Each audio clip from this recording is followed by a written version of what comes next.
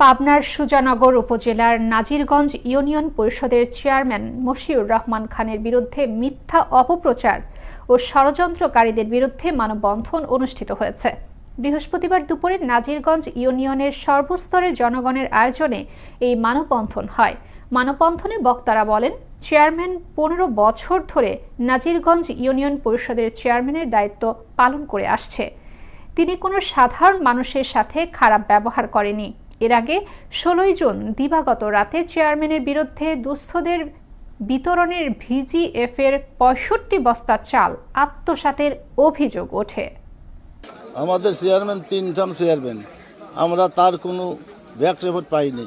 এই আজ প্রথম শুনতেছি, কিন্তু এটা ঘটনা 16 নাই মিথ্যা। উনি পাশে গরিব দুঃখী ভ্যান চালানি, রিক্সা চালানি, মাঠে খাটনি করা আলাদা। উনি কাউকেও বঞ্চিত করে, কাউকে কোনো আঘাত দিয়ে কথা, কাউকে কোনো ক্ষতিও করে নাই, তাদের পাশে উনি দাঁড়াইছে।